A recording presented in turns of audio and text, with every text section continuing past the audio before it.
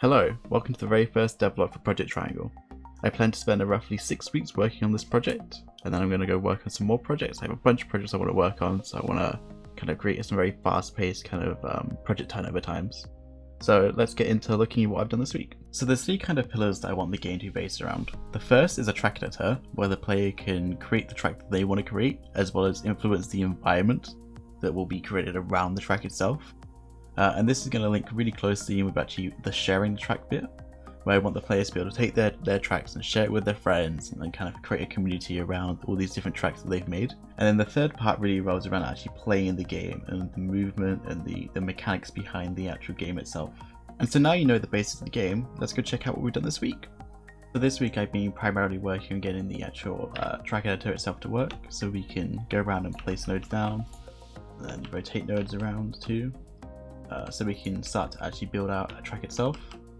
We can also move points around.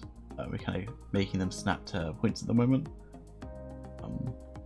Yeah, as we go around we can kind of start to flesh out the track itself, and then we can also start to loop it, so we can kind of create more of a circuit rather than kind of just a start and end point to go to. I've also been working on kind of putting constraints and stuff into the nodes themselves. So like if I take this node here, I can't bring it behind this other node and I can't bring it on top of the other node. So it just kind of creates a better kind of workflow to be able to generate a track itself with.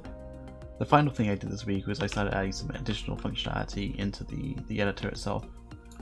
So we can go around and delete nodes and reorder them.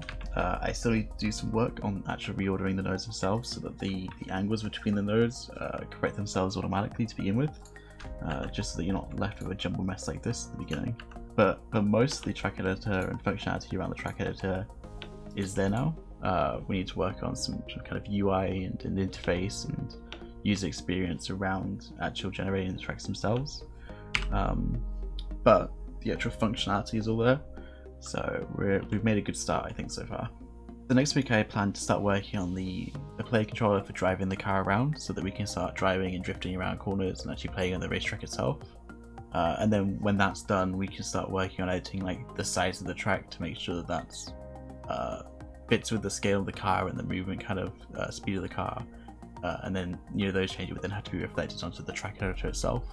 So next week will be a load of fun, hopefully setting up the player controller to race around the track with.